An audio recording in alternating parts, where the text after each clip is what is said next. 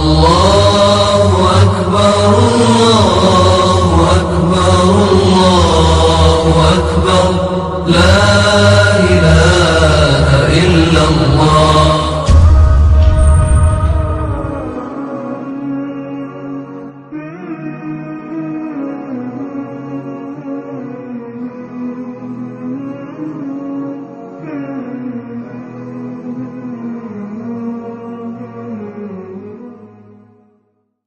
الحمد لله نحمده ونستعينه ونستغفره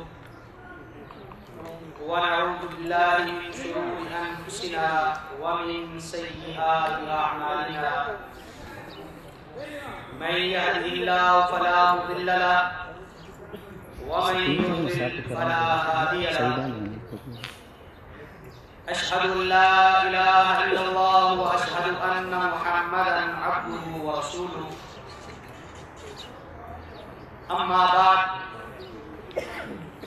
أعوذ بالله من الشيطان الرجيم. ربنا هب لنا من أزواجنا وذرياتنا قرة أعين واجعلنا للمتقين إماما.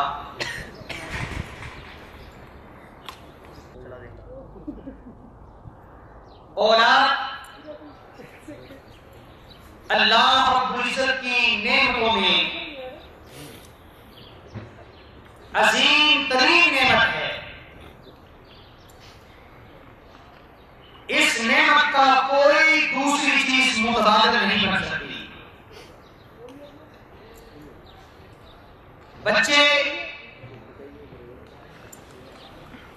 جنت کے پھول ہیں، گھر کی رونق ہوتے ہیں، زندگی کی مسرت اور شادمانیوں کے پیغامبر ہوتے ہیں. لوگ اپنے سنسان گھروں میں بچوں کے کہتے سننے کے لیے کتنا مال صرف کرتے ہیں، اپنا نام زندہ رکھنے کے لیے کتنی مشکلات اٹھاتے ہیں.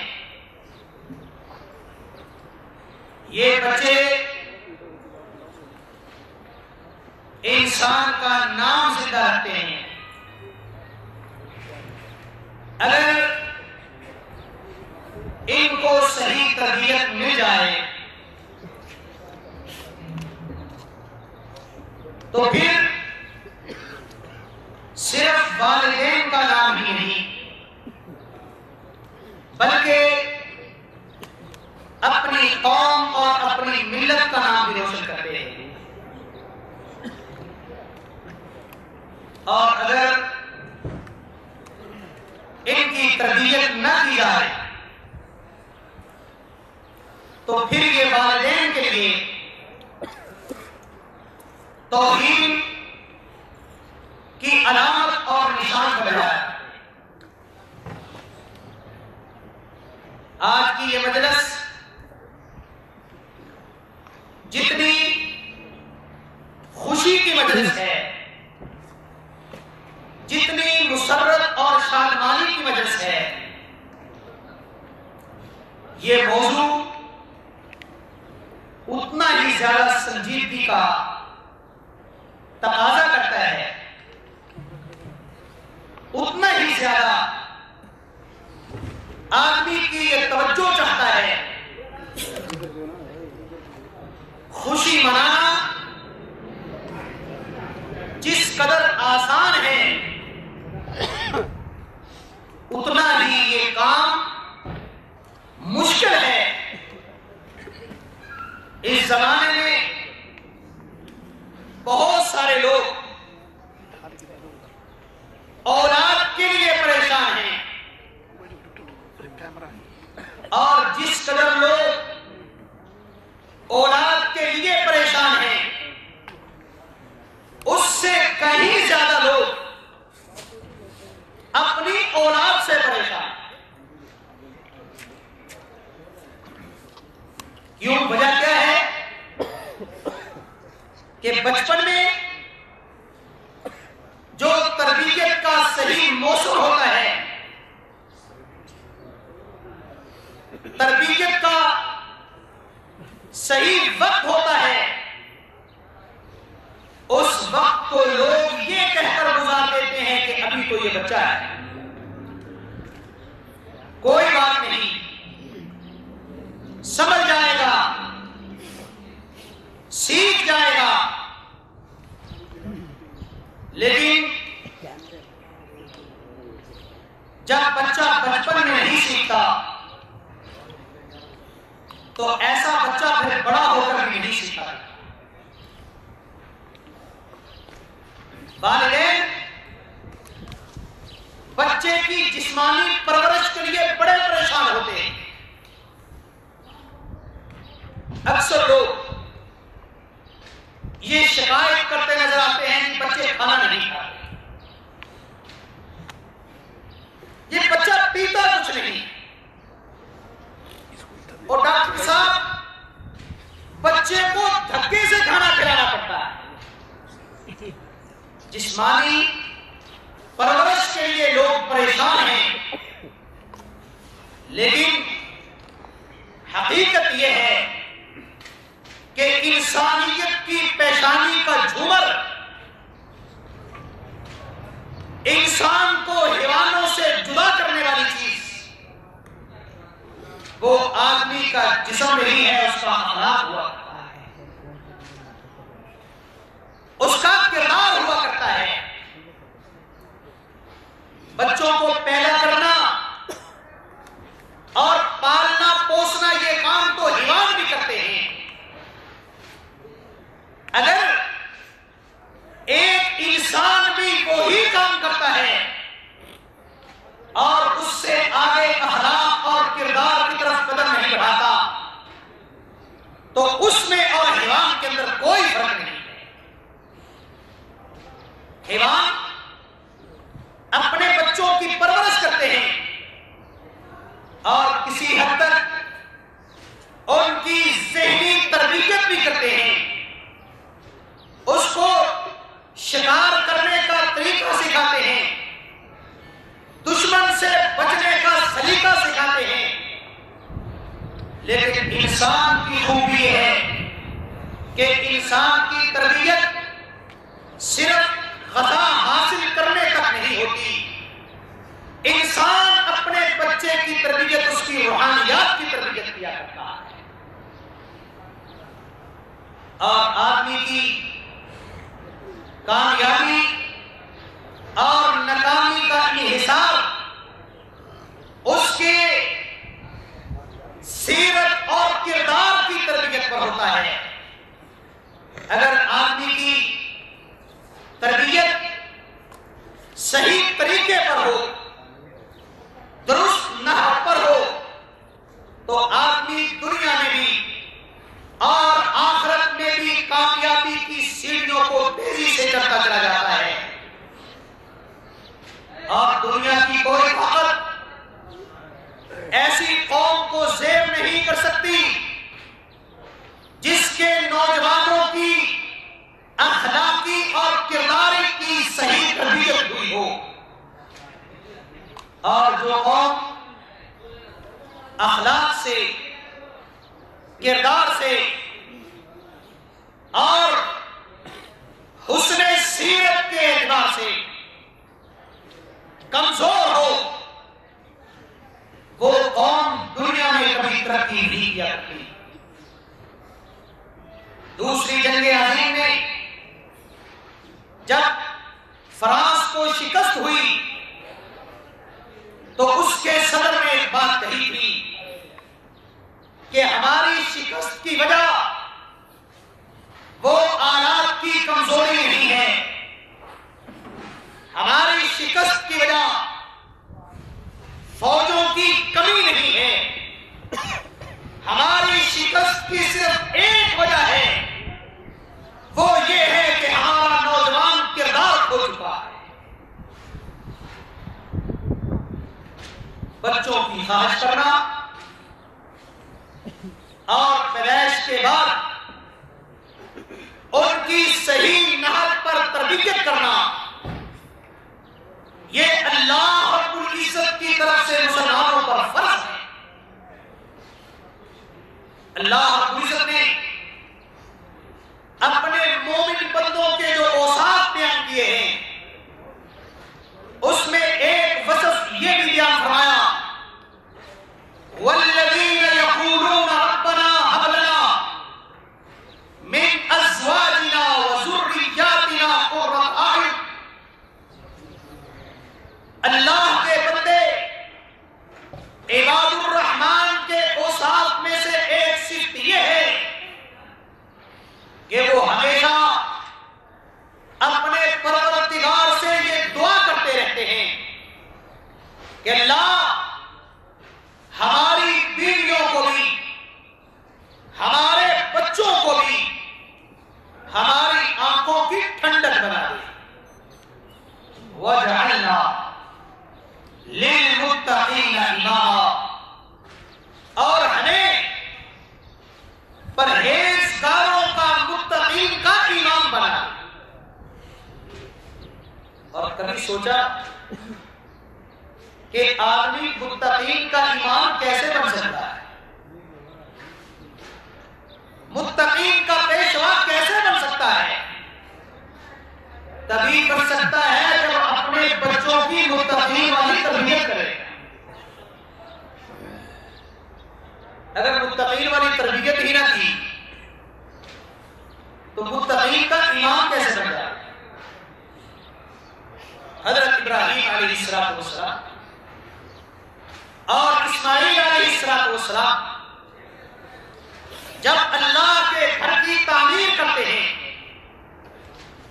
تو اللہ سے مزدوری مانگتے ہیں،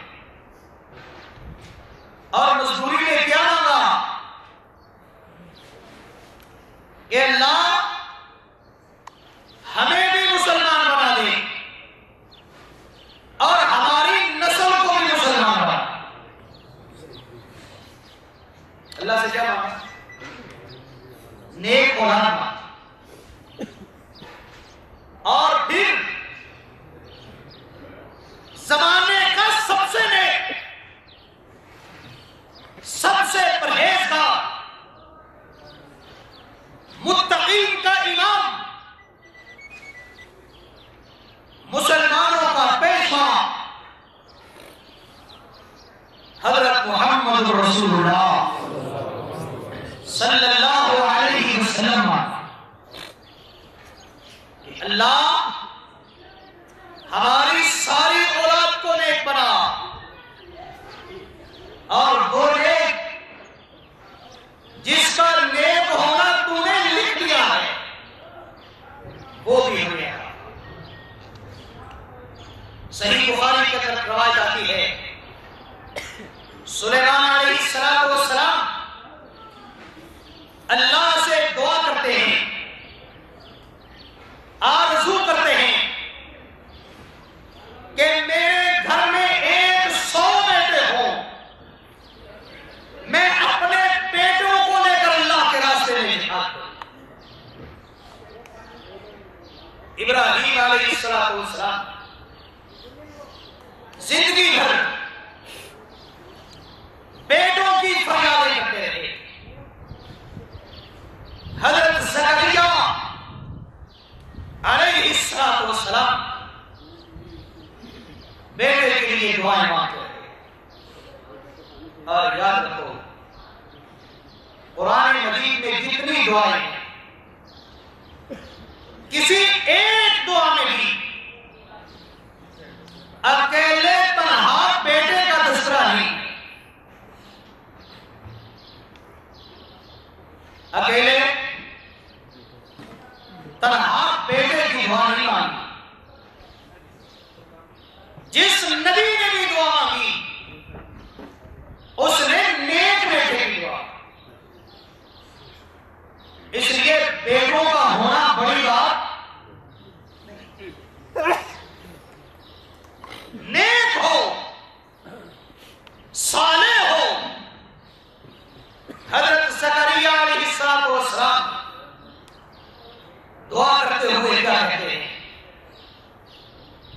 اللہ مجھے اس دعوت کا وارث عطا کر،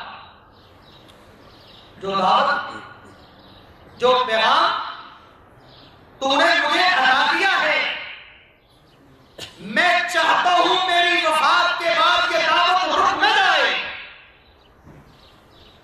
مجھے جانشین عطا فرما جس دعوت کے نام کو کرتا ہے۔ ابراہیم علیہ السلام صالح بیٹے کی دعا مانگتے ہیں،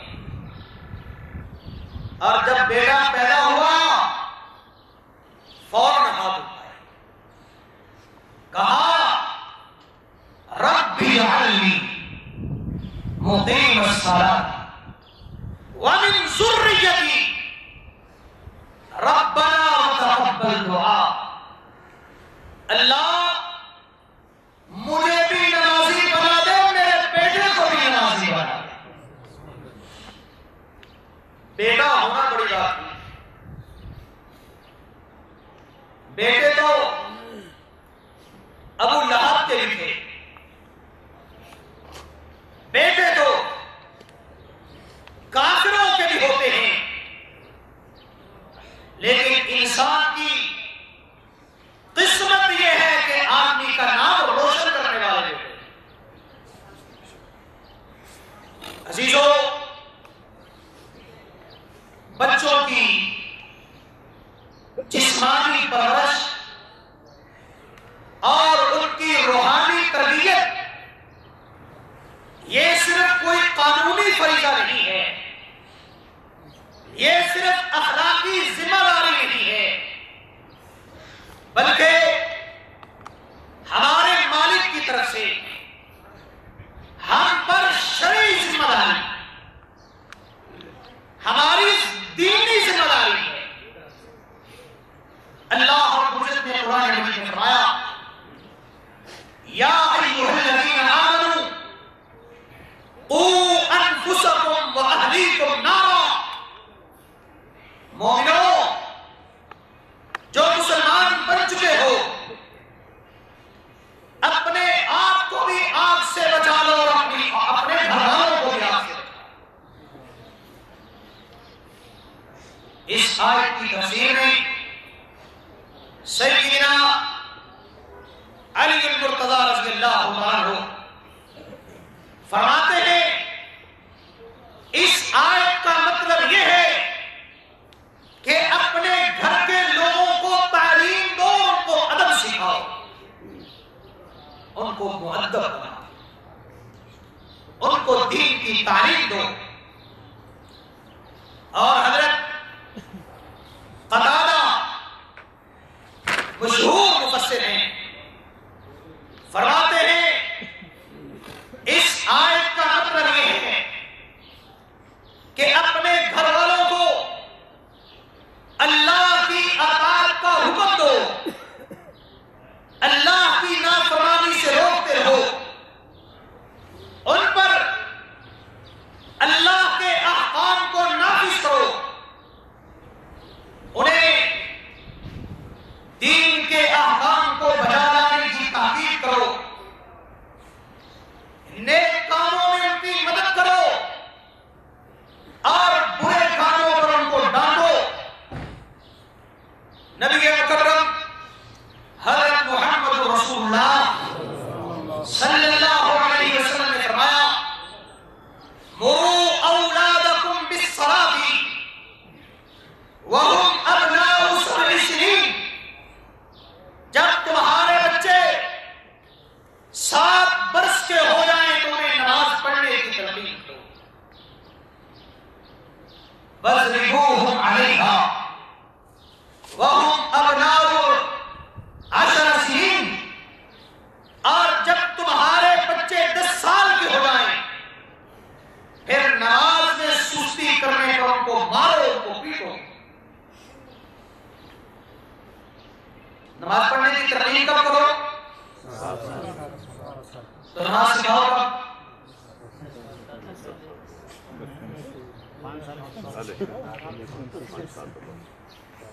7 سال کی عمر ہو تو نماز پڑھاؤ،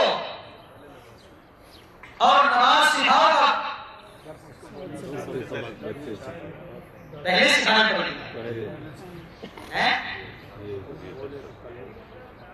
اور میں نے ابھی یہ بات عرض کی ہے کہ بچوں کی تربیت دینی فریضہ ہے.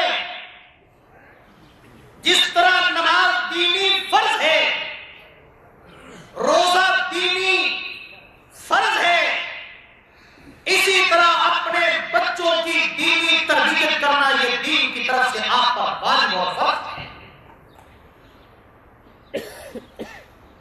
ہم بڑے خوش ہوتے ہیں ہمارا بچہ پوری ABC آتا ہے، پوری پڑھ لیتا ہے، لیکن نماز اور نہیں ہو جائے گی، ذرا بڑا ہو جائے نا تھوڑا سا، وہ بھی سکھائیں گے، کیوں نہیں، ضرور سکھانی چاہیے. کس طرح ہوتا ہے ورنہ بڑے بڑے لوگ ہمارے پاس جب پڑھنے آتے ہیں 20 25 سال کے جوان مسلمانوں کے گھر میں پیدا ہوئے، ساری زندگی مسلمانوں کے معاشرے میں رہے، لیکن اس کے باوجود یہاں تک پتہ نہیں ہوتا کہ نماز شروع کہاں سے ہوتی ہے. نماز کی پہلی دعا کون سی ہے؟ اور میں کہتا ہوں یہ بھی کوئی بڑی افسوسناک بات نہیں ہے. افسوسناک بات یہ ہے کہ وہ 25 30 سال 40 سال کا جوان 50 60 سال کا پورا ہوتا ہے، لیکن اس کے دل کے اندر نماز سیکھنے کا احساس تک پیدا ہے. کہاں 7 سال، کہاں آپ کے نبی 7 سال کے بچے کو نماز پڑھائیں، پڑھنے کی تلقین کریں، اور آج 50 60 سال کے بوڑھے کو نماز سکھائیں. کتنے ہیں جن کو وطر کی دعا کی آ کر پوچھتے ہیں مولوی جی وطر کی دعا نہ پڑھے تو کام چل جائے گا؟ کتنے ہیں جن جو خود اس قابل ہے کہ ان کا ابھی جنازہ پڑھا جائے گا یا گھر پڑھا جائے گا، لیکن اس کے باوجود حالت یہ ہے کہ ان کو جنازے کی دعا نہیں. کتنے؟ سیدنا عمر رضی اللہ تعالیٰ عنہ فرماتے ہیں والد پر اولاد کے حقوق میں سے ایک حق یہ ہے کہ اسے لکھنا پڑھنا سکھائے، اسے تیر اندازی سکھائے، اور ایک بڑی چیز انہیں حلال خوراک مہیا. عزیزوں، بچوں کی تربیت ہم یہ سمجھتے ہیں کہ جب بچہ بڑا ہو جائے وہاں سے اس کی تربیت کا آغاز ہوتا ہے. نہیں، حقیقت یہ ہے بچوں کی تربیت کا آغاز رحم مادر سے ہوتا ہے، بلکہ والدین پر فرض یہ ہے شادی کرتے ہوئے بچوں کی تربیت کو سامنے رکھا جائے. یہی وجہ ہے کہ اللہ رب العزت نے مرد کے لیے کسی مشرکہ اور کافرہ عورت سے، زانیہ اور بد اخلاق عورت سے نکاح کرنے کو حرام قرار دیا ہے. ہم کیا سمجھتے ہیں؟ مولوی صاحب کوئی بات نہیں، تربیت ہو جائے گی۔ اسلام بچوں کی تربیت یہاں سے کرتا ہے کہ نکاح کرو تو کس عورت سے کرو؟ سرور کونین حضرت محمد رسول اللہ صلی اللہ علیہ وسلم نے فرمایا فاظفر بذات الدین، لوگ مال کے لیے، جاہو جلال کے لیے، دنیاوی حشمت و وقار کے لیے، جمال و حسن و تزکین کے لیے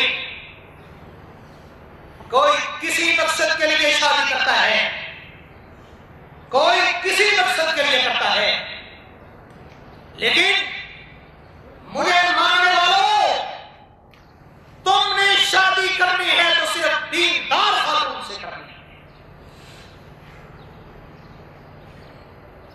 اور عورت جس مرد سے چاہے شادی کرے،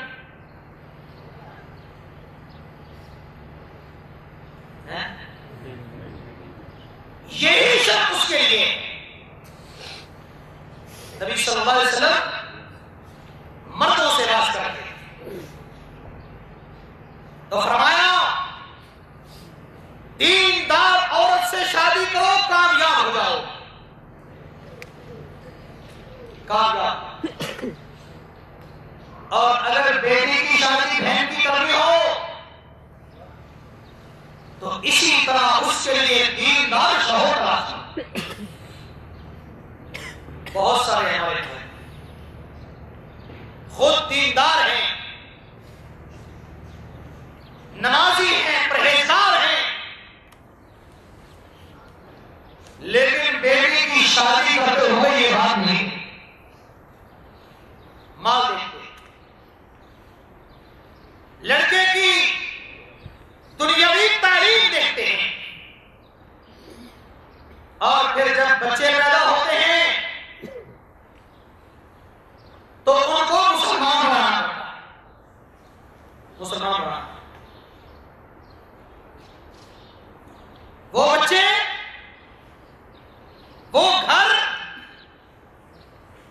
ایک مسلمان کی بیٹی، ایک دیندار کی بیٹی جب بے دین کے گھر میں جاتی ہے تو میں نے اپنی آنکھوں سے دیکھا ہے کہ وہ بے دین بن جاتی ہے، اور ان سے پیدا ہونے والے بچے ہمیشہ بے دین ہوا۔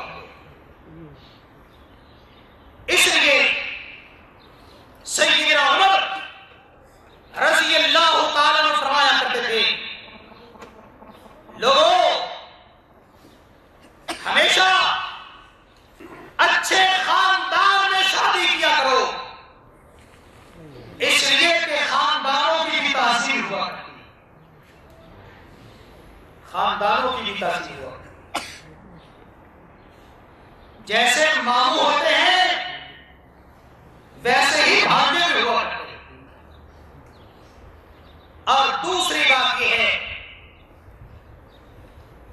کہ اپنے بچوں کو جو خوراک مہیا کرو اسی نقطہ نظر سے مہیا کرو کہ ایک ایک لقمے کی تاثیر ہوا کرتی ہے۔ جیسا کھانا ہوگا، جس طرح ہم دیکھتے ہیں کہ غذا آدمی کے جسم پر اثر انداز ہوتی ہے، اسی لیے اچھی غذا ہو تو بچہ موٹا تازہ طاقتور ہوتا ہے، اور اگر غذا اچھی نہ ہو تو بیمار پڑ جاتا ہے۔ ڈاکٹر کے پاس لے جائیں، سب سے پہلے یہی پوچھتا ہے کہ اس نے کھایا کیا، کیوں کہ غذا کا اثر آدمی کے جسم پر پڑتا ہے، اور ڈاکٹر دوائی کے ساتھ ساتھ خوراک بھی تبدیل کرتا ہے۔ تبدیلی کریں. تو جس طرح خوراک انسان کے جسم پر اثر انداز ہوتی ہے، اسی طرح خوراک کا حلال اور حرام ہونا آدمی کے اخلاق اور سیرت پر بھی اثر ڈالتا ہے. اس لیے بچے ہوں تو یہ نہیں کہ بچوں کو اچھے سکولوں میں ڈالا جائے اور پھر اچھے سکولوں کی فیس پوری کرنے کے لیے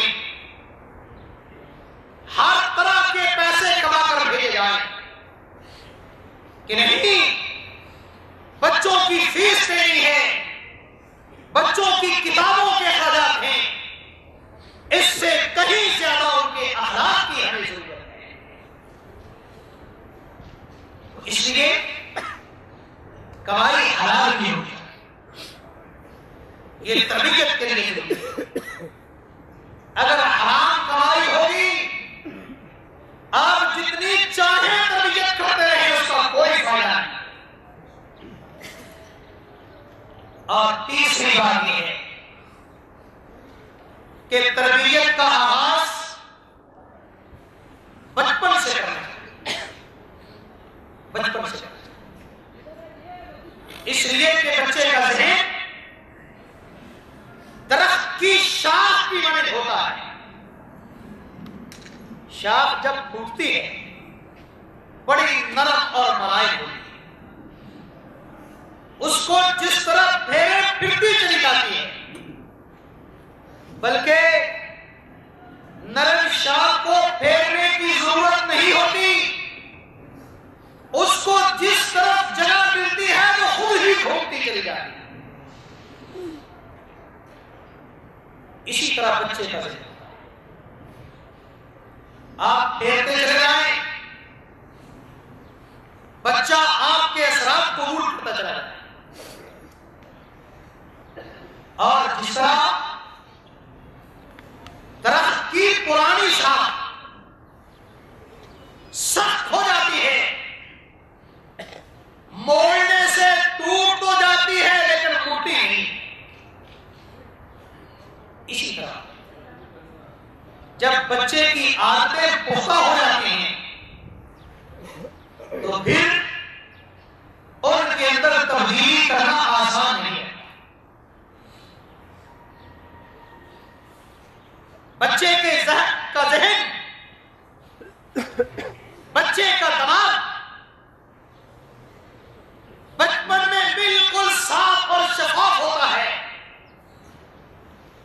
اس پر جو چاہو لکھ لو، لیکن لکھے ہوئے کو مٹانا اور مٹا کر لکھنا اور مشکل ہوتا ہے. صاف کاغذ پر لکھنا آسان ہے اور لکھے ہوئے کاغذ پر سے تحریر کو مٹا کر دوبارہ لکھنا مشکل ہوتا ہے، اور اس کے اندر وہ حسن اور خوبصورتی نہیں ہے. تو بچہ وہ ہے، آپ کی تربیت یہ ہے کہ بچپن میں ہی آپ کا بچہ ایک نیک اور مسلمان اور مومن ہو، اور اس کی تربیت آپ کے ذہن کے مطابق اللہ کے احکام کے مطابق ہونی چاہیے. اگر باپ غلطی کرے، گھر میں غلط کام ہو، تو بچہ اس کو بھی درست کرے. مجھے پاکستان میں واقع آ رہا ہے، ایک علاقے میں کوئی سرکاری سکول قریب نہیں، جماعت کا سکول قریب تھا. اسی علاقے میں ایک عیسائی رہتا تھا. سکول قریب اور نہ ہونے کی وجہ سے اور تعلیم کا اور تربیت کا معیار اچھا ہونے کی وجہ سے عیسائی نے بھی اپنے بچے کو جماعت کے اسکول میں ڈالا. اب وہ ہر روز اساتذہ کے درس سبق پڑھتا. اسلام کے مطابق اساتذہ تربیت کرتے. اس نے گھر میں جا کر وہ سارا دن اس کا وہی والدین کے ساتھ جھگڑا تھوڑا سا، حتیٰ کہ اس نے اپنے عیسائی باپ کو جاری رکھنے پر مجبور. اس نے بہت سمجھایا بجران کا دین اور ہے، ہمارا اور ہے. اس نے کہا میں نہیں جانتا، میرے استاد کہہ رہے تھے داڑھی رکھنا ضروری ہے لیکن مجھے رکھنی پڑی.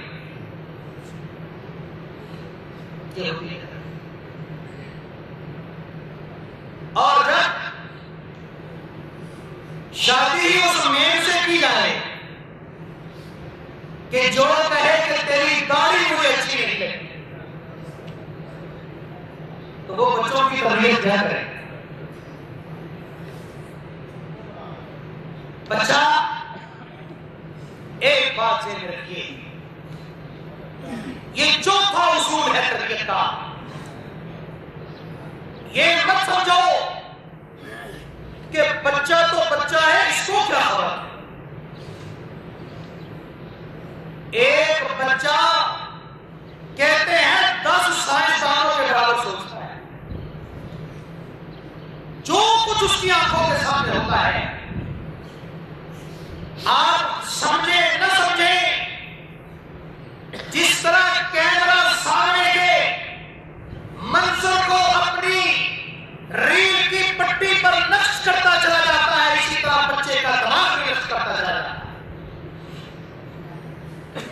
اس لیے یہ ضروری ہے کہ اگر آپ اپنے بچوں کی دینی تربیت کرنا چاہتے ہیں تو پھر اپنے گھر کے ماحول کو دینی بنائیں. گھر کے ماحول کو دینی بنائیں. اور اس کے بعد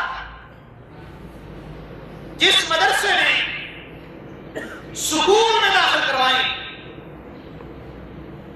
اس بات پہ داخل نہ کروائیں کہ ہمارے سکول میں سارے اساتذہ انگلش بولتے ہیں.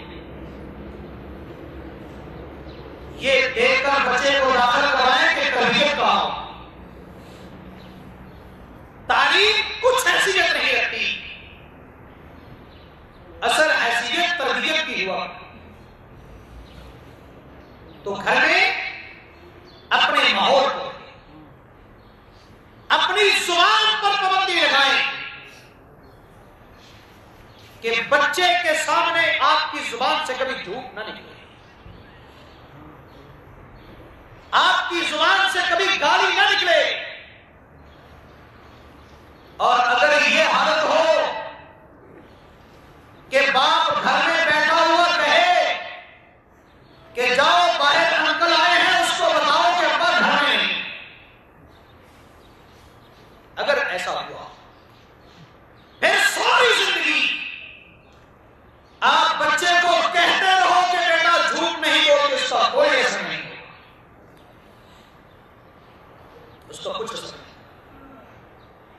تو اس لیے بچوں کی تربیت کے لیے سب سے بنیادی چیز یہ ہے کہ اپنے گھر کے ماحول کو مہذب اور شائستہ،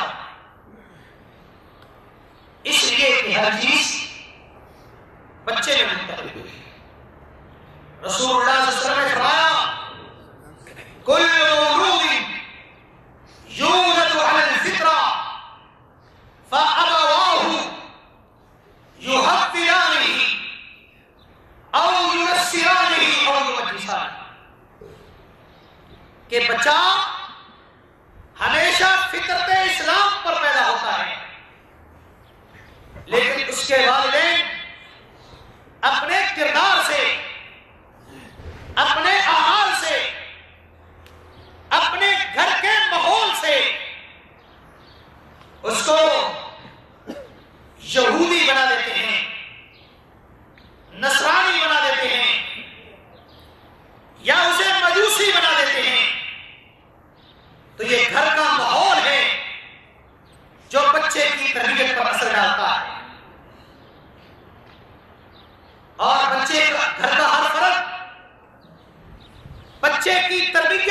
حصہ لیتا ہے، ہر فرد کے اعمال کا بچے پر اثر ہوتا ہے.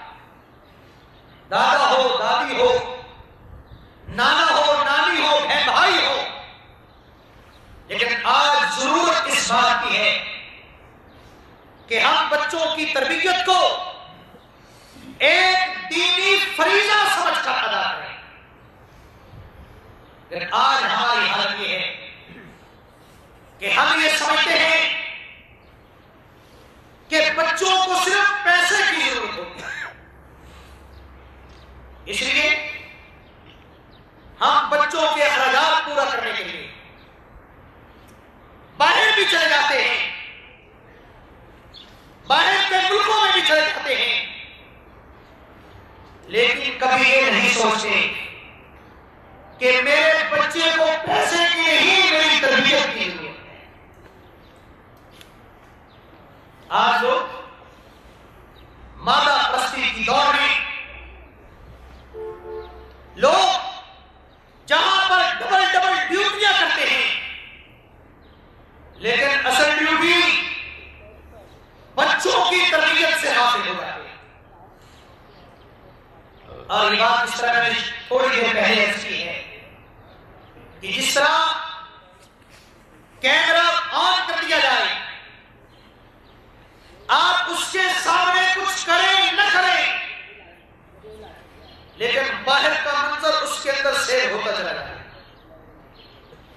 اسی طرح اگر آپ بچے کی تربیت نہیں کریں گے تو بچہ دوسری چیزوں سے سیکھتا چلا جائے گا. اور آج ہم نے اپنے بچوں کو ٹی وی کے حوالے کر دیا، اپنے بچوں کو ہم نے دنیا دار معلموں کے حوالے کر دیا ہے. اور وہ معلم جس کو معلم کہنا بھی کوئی علم کی تو ایسے ہمارے ملکوں کے روز واقعات آتے ہیں. بچی بڑی ہو گئی، اب جی بڑی ہو گئی، اب کالج میں جانا مناسب نہیں ہے، اب کیا کرو، ایک مسٹنڈے کو گھر میں ملازم رکھو، وہ گھر میں پڑھایا. کالج میں سب کے سامنے پڑھاتا ہے اور گھر میں آ کر اکیلا تنہائی میں پڑھاتا ہے، اور سال کا مشکل گزرتا ہے. اور پھر ہاتھ ملتے پھرتے. اس لیے عزیزوں، اصل چیز بچوں کی تربیت ہے. پیسے مال و دولت زیادہ نہ آئے تو کوئی بات نہیں، لیکن بچوں کی تربیت میں کوتاہی نہیں ہوئی. اور تربیت کا طریقہ کار وہی ہے جو رسول اللہ صلی اللہ علیہ وسلم نے ہمیں سکھایا ہے. آپ کی سیرت بچوں کی تعلیم کے لیے، بچوں کی تربیت کے لیے آپ کی سیرت سے بڑھ کر نہ کوئی کتاب ہے اور اس سے بڑھ کر نہ کوئی نصاب ہے.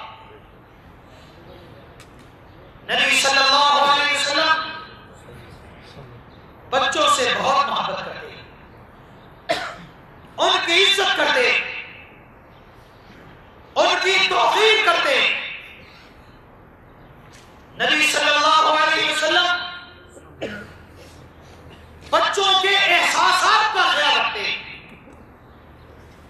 اپنی گود میں بٹھاتے، کندھے پر سوار ہو کر کراتے، نماز میں بھی اٹھا کے رکھتے، ان کو بوسہ دیتے. بچوں کو گلی میں محلے میں کھیلنے والے بچوں کو پکڑ کر گھر میں لے جاتے. حدیث میں آتا ہے نبی مکرم جب گلی سے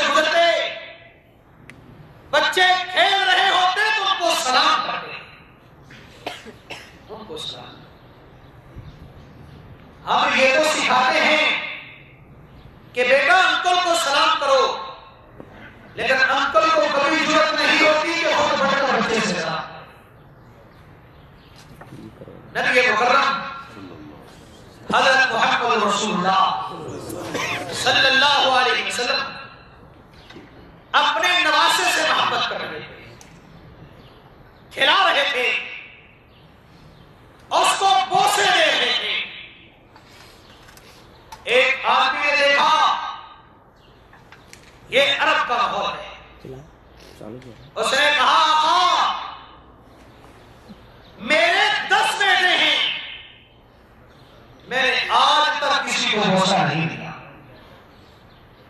تو سرور کائنات حضرت محمد رسول اللہ صلی اللہ علیہ وسلم فرمانے لگے کہ اللہ کے بندے اگر تیرے دل سے رحم نکال لیا گیا ہے تو میں کیا کر سکتا ہوں؟ تربیت کا مطلب سختی نہیں ہے، تربیت کا مطلب مار دھاڑ نہیں ہے، تربیت کا مطلب خشک مزاجی نہیں ہے۔ اور یہ بات میں افسوس سے آج کہوں گا کہ ہم دیندار لوگوں کی یہ نشانی بن چکی ہے کہ دیندار خشک مزاج ہوا۔ اب ڈانٹ اور ڈپٹ، جب تک ابا گھر میں نہیں آتا گھر میں بڑا سکون ہوتا ہے، اور جب ابو تشریف لے آتے ہیں تو وہ ابو نہیں ہوتے، وہ اس طرح لگتا ہے جیسے علاقے کے تھانے دار، علاقے کے تھانے کا تھانے دار آ گیا، بچے چھپ جاتے ہیں۔ اسی لیے آپ اس بات کو جانتے ہیں، بچوں نے جب چیز مانگنی ہوتی ہے تو وہ ماں سے مانگتے ہیں، کیوں؟ کہ باپ کے ساتھ ان کا محبت کا اور الفت اور عقیدت کا تعلق نہیں ہے، یہ انداز نہیں۔ نبی صلی اللہ علیہ وسلم بچوں کو مارتے نہ تھے۔ سیدنا انس رضی اللہ تعالیٰ فرماتے ہیں کہ میں 10 سال نبی مکرم کے گھر میں رہا، 10 سال میں ایک دفعہ بھی سرور کائنات نے مجھے ڈانٹا نہیں، لیکن جہاں پر ڈانٹ کی ضرورت پڑ جائے تو وہاں پر انسان کو دریغ نہیں کرنا۔ جیسے سرور کائنات حضرت محمد رسول اللہ صلی اللہ علیہ وسلم نے فرمایا اگر 10 سال کا بچہ نماز نہ پڑھے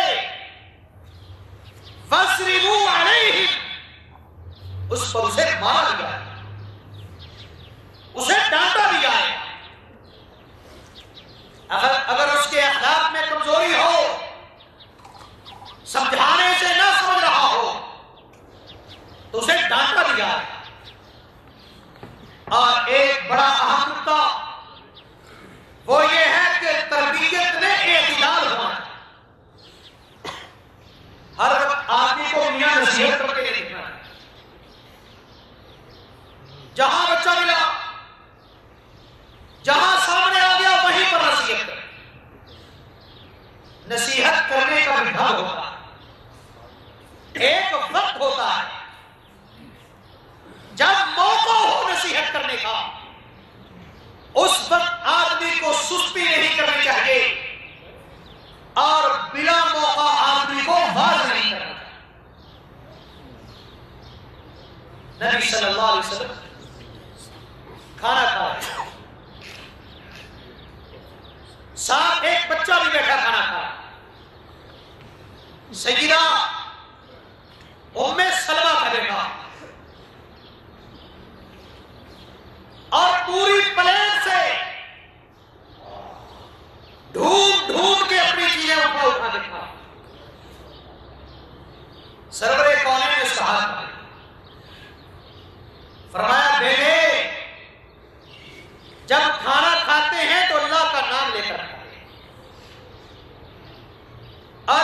کسی کے سامنے بیٹھ کے کھائیں تو پھر اپنی طرف سے کھاتے ہیں، دوسرے کی طرف سے نہیں کھائیں۔ جب موقع ہو تربیت کریں، اس وقت آدمی کو تربیت کرنی چاہیے، بلا وقت تنبیہ کرتے رہنا یا نصیحت کو اپنی عادت بنا لینا، یہ بھی بچوں کو بگاڑنے کا ایک بڑا سبب ہوا کرتی ہے۔ اور ایک اہم ترین بات، تربیت کا سب سے آسان انداز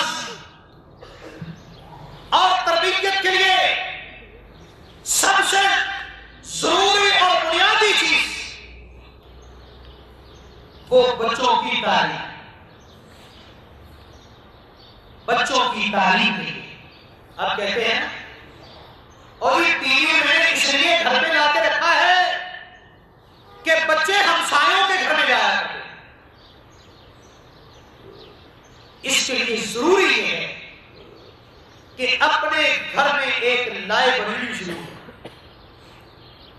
یہ آج اپنے ذہن میں عہد کر لیں کہ ہم اپنے گھر میں دینی کتابوں کی لائبریری ضرور کرتے ہیں، جس میں سیرت کی کتابیں، صحابہ اکرام، علماء اور ہمارے ہیرو، آج کل ہیرو کا مطلب ہے فلمی ایکٹر، مسلمانوں کی، ان کی داستانیں ہوں، تاریخ کی کتابیں ہوں، اخلاقیات کی کتابیں ہوں، اقوال سرین کی کتابیں ہوں۔ یہ لائبریری یوں سمجھیے کہ آپ کی تربیت کی ذمہ داری کو 50% کم کرے۔ اور آخری بات یہ ہے کہ تربیت کے ساتھ ساتھ دعا یہ سب سے زیادہ ہے، اس لیے کہ رسول اللہ صلی اللہ علیہ وسلم نے فرمایا کہ بندوں کے دل اللہ کی 2 انگلیوں کے درمیان میں ہیں، وہ چاہے اس کو اس طرح پھیر دے، چاہے اس طرح۔ اس لیے تربیت کے ساتھ ساتھ اللہ سے اپنے بچوں کی سیرت اور کردار اور اخلاق کے لیے اللہ سے دعا ضرور کرتے ہیں۔ ایک عالم فرماتے ہیں بہت سے لوگ باہر سے آئے، میرے پاس پڑھ کے عالم پڑھ کے چلے گئے، لیکن میرا بیٹا کتاب کو ہاتھ لگانے کے لیے گیا، بہت سمجھایا، بہت نصیحت کی، کئی سال تک کام چلتا رہا، لیکن میری ایک بات کا بھی اس پر اثر نہ تھا۔ آخر ایک دن اللہ نے بات ذہن میں ڈالی، رات کو اٹھا،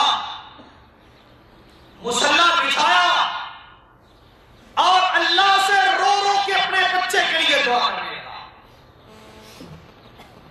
فرماتے ہیں صبح ہوئی، جب درس کا ٹائم ہوا تو سب سے پہلے کتاب اٹھا کر کلاس میں آنے والا میرا بیٹا تھا۔ قرآن بھی یہی کہتا ہے، اللہ رب العزت مومنوں کی صفات میں بیان کرتے ہیں کہ مومن اپنے بچوں کے لیے اللہ سے دعا کیا کرتے ہیں۔ ابراہیم علیہ السلام، دوسرے انبیاء اپنے بچوں کے لیے دعا کرتے ہیں۔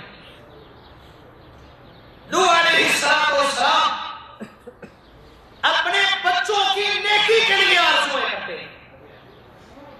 اس لیے اپنے بچوں کی تربیت کے ساتھ ساتھ ان کے لیے دعائیں بھی کیجیے، باپ بھی دعا کرے، ماں بھی دعا کرے، اور ہر وقت دعا کرے۔ اور سرور کونین حضرت محمد رسول اللہ صلی اللہ علیہ وسلم نے خاص طور پر ایک بات ارشاد فرمائی، فرمایا لوگوں اپنے بچوں کے لیے کبھی بد دعا نہ کرنا۔ ہو سکتا ہے وہ دعا کی قبولیت کا وقت ہو اور دعا کی بجائے تمہارے کو دعا قبول ہوتا ہے۔ آئیے آج ہم یہاں پر اس مجلس میں اپنے دینی اور مذہبی اہم فریضہ کے لیے ہم عہد کرتے ہیں کہ ہم ہر روز اپنے بچوں کی تربیت کے لیے کم سے کم 5 منٹ ضرور نکالیں۔ اور بڑی آسان سی بات یہ ہے کہ جس دسترخوان پر آپ مل بیٹھ کے کھانا کھاتے ہیں، جس جگہ پر آپ دنیا جہان کی باتیں کرتے ہیں، اس دسترخوان پر بیٹھ کر قرآن مجید کی ایک آیت کا ترجمہ، نبی صلی اللہ علیہ وسلم کی ایک حدیث یا قرآن اور حدیث کے تاریخ اسلامی کے واقعات میں سے ایک سنہری اور ایک محدب اور تربیت کے حوالے سے ایک واقعہ اپنے بچوں کو سنائیے اور پھر دیکھیے کہ اس 5 منٹ کا آپ کے گھر پہ اثر کتنا ہوتا ہے۔ وآخر دعوانا